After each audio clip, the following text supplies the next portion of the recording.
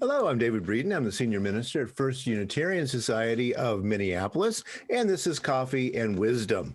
This week, we've been looking at memories we don't have. That is, considering the idea of cultural nostalgia and the effects that it does have on culture, especially in social and political realms. So we have been talking about this thing called nostalgia. It's good to remember that it means homecoming, um, uh, coming back. Originally, it meant a physical place, not a mental place. And then the pain of returning or wishing to return somewhere. It was originally diagnosed in Swiss mercenaries fighting outside of Switzerland. And then it becomes slowly over time an idea about remembering some kind of past.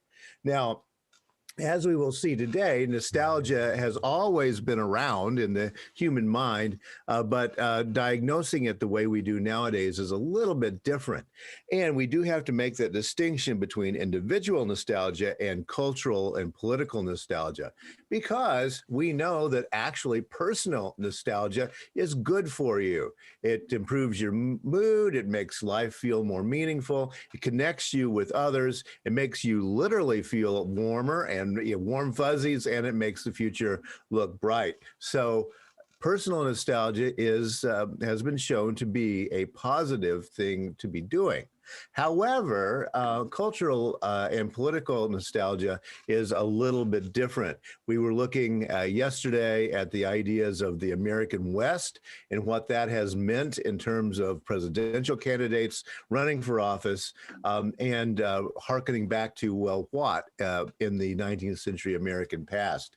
Of course, as I was going through with the cowboy hats yesterday and American presidents interacting with cowboy hats, both white and black, of course, we all have in our cultural memory, even if you've never seen an actual ad, you're too young to remember these, but the Marlboro Man come to Marlboro country as part of the American mythology of the West and of freedom and, out riding your horse by yourself across the mountains or the prairies. Of course, this is a very dangerous cultural concept. This is a satirical one, but, someone had fun doing it. But yes, Vladimir Putin, shirtless and smoking a cigarette, never, so far as I know, has ridden the range, but he definitely is a right-wing populist of the kind that lives into the Marlboro Man, Marlboro country,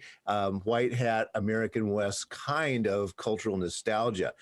There was a better past. We can go back to that past. And by the way, I'm just the man to do that. And you have to only give up some of your freedoms and we can go back to this wonderful past that used to be. A very, very dangerous development all over the world that we're going through at the moment. Well, actually, the Golden Age Fallacy has been around for a very long time. The Greek poet Hesiod probably used it first, but when you're living in 700 before the Common Era, almost 3,000 years ago, you're kind of first in a lot of things. A couple of things I just can't pass up before I look at Hesiod is he harms himself who does harm to another, and the evil plan is most harmful to the planner. Again, you can see some kind of look at the golden rule and lots of writing well before Christian scriptures. There's no place like home is probably Hesiod's most famous little phrase there. If you look closely and you know a little bit of Greek, you know that this is oikoi, and this is, of course, where the word economics comes from. So there's no place like your home economics. Well, Hesiod, as I say, is probably the first to use in the written word this idea of a golden age. And for Hesiod, anyway, the golden age then is contrasted with a bunch of other ages, and of course, we live in the worst one, and that's usually what we're going to be setting up with this golden age. For him, anyway, the golden age was ruled by Kronos. That's the older gods, the Titans. titans that lived before the gods that live on Olympus. So gods and humans freely mingled. They had kids together, no problem, and nobody had to work. Yay. But then the Silver Age came in with Zeus. Hesiod, it wouldn't be nice to say mean things about Zeus, would it? But people refused to worship the gods. So Hesiod's going to come back and say, wait a minute, because they were supposed to, right? We should worship the gods. And though this was still not a bad time, people just went to sleep when they died and disappeared into the great beyond. The Bronze Age is when humans become violent warriors. And of course, here you see a certain idea that becomes, the age of steel and the age of iron and the age of bronze and the Stone Age, etc. The Bronze Age they saw as this time when the war machine begins to heat up. I should mention quickly that the flood of Deucalion wipes out the Bronze Age, and it is a parallel story to Noah's Ark that was occurring in ancient Greek culture. Then he has the heroic age in which the great Trojan War heroes were alive and well. Again, they often are the product of human and God interaction to produce these superheroes. And by golly, it was such a great time that when you died in those days, you went straight to Elysium. That's the place where you forget everything and you just wander around in this kind of opium haze for eternity. And then, alas, the Iron Age of Hesiod's own time, when work and grief are the lot of the human. No bonds are honored, lying, cheating, stealing. Oh my gosh, what a terrible time we live in. And again, this is kind of the pattern that is set up of whether you be, there used to be a great golden age here, there, or wherever. Following up on this Greek use of the terminology is the Roman use of the terminology, Ovid being the most famous of the people to use this. I can't, of course, go past the fact that one of his great sayings is, I see better things and approve, but I follow worse. Guess who stole that one? Well, the Apostle Paul, of course. Video, that's where we get the term for video meliorum, right? I see the better. Provoke, it's where we get the term approbation. Deteriore, right? Deterioration secor. I see better things and approve, but I follow worse. But anyway, a little side note there, Ovid's Metamorphosis, very famous in the way that it sets up these ideas that really become part of classical education and come directly into European ideas. The Golden Age was a time of justice and peace for Ovid. The Silver Age, a time when agriculture occurs. So before, back in those good old days, we didn't have to work, but then people invented agriculture. We do know that this has some bearing on actual human development over time, the development, quote unquote, of civilization. The Bronze Age was an age of warfare, and in this time that we live, the Iron Age, impiety, greed, and warfare rule, said Ovid. And this really becomes the pattern in European thought. The Western world has one way of seeing it. In Hinduism, the yugas or the ages, I've talked about this before, but they have a golden age, a silver age, a bronze age, and an iron age. And guess where we are on the cycle? Even though these cycles go around and around and around, we are in the iron age, because look around you, it just isn't all that good out there. So we must be in an iron age, but there are these other ages. And in Hindu ideas, of course, this cycle will end and yet another one will begin, and the earth and the universe do not come to an end. In the book of Daniel, something that has become more important within Christian terminology, you'll see from this illustration that this is a Christian idea of the prophecy of Daniel, in which we see this, he has a vision of this figure with gold, silver, brass, iron, and then iron and clay. And of course, this is the place where we get the term feet of clay. And Daniel saw the deterioration of human society down to, well, Christians would argue, our own time before the Christ comes back. But again, this is very much part of the human tradition of thinking. There used to be this really great time, and now it's not so good anymore. There is actually some historical, interesting historical developments that led many people in the English-speaking world to think about this. This is a mosaic floor that has been excavated in England, and of course it was laid by the Roman occupiers. If you go to Bath today in England, you will see the ruins of a very complex set of baths that the Romans built when they were there. Heated rooms, steam rooms, running water, flush toilets. It was all there in Roman-occupied England.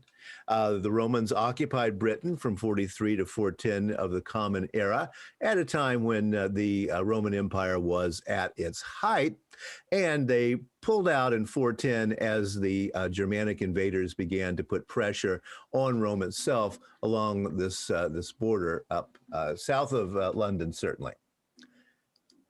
Then come the Angles and the Saxons. They sweep in, they get the Romans to pull their legions out of Great Britain, to pull them back to protect Rome itself. The Anglos and the Saxons and the Jutes don't really invade England for a while. There's much better climates to be in, but eventually they get around to an invasion of Great Britain itself. Now, when they came in, here were all these things that they were seeing. This is a map of the road system, the Roman road system in England.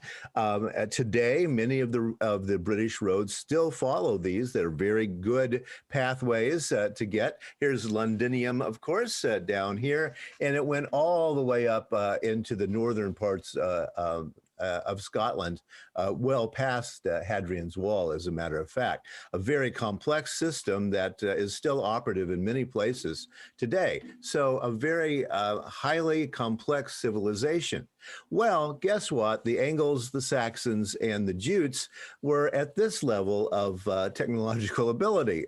They weren't building out of stone, and these folks who were building thatched huts in Great Britain were really amazed that these Roman ruins were around. How could they do this? And so they invented the idea of an age of giants. And this, again, goes into the Golden Age ways of thinking. If you look at Old English, you'll see Inta Org work, the old ogre work, the work of ogres, and Gigante work, the giants' work. And they see this everywhere, and it becomes part of the Old English understanding.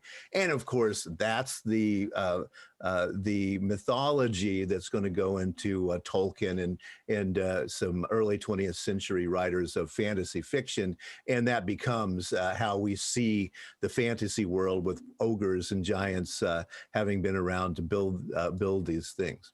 There are golden ages everywhere. A golden age of Islam, 750 to 1258 of the Common Era.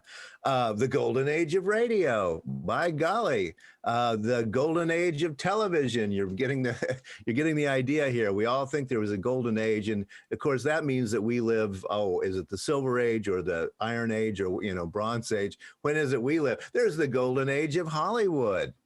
And you'll notice always that these golden ages are before our own time. That's one of the things about them. We've even got the golden age of Christmas movies. So you too can read up on those. We've got the history of comics, golden, and they even have a silver age in the comic collector's lexicon.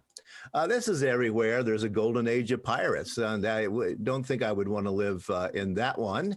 And then we have in the American context, back to populism, what does this again mean in Make America Great Again?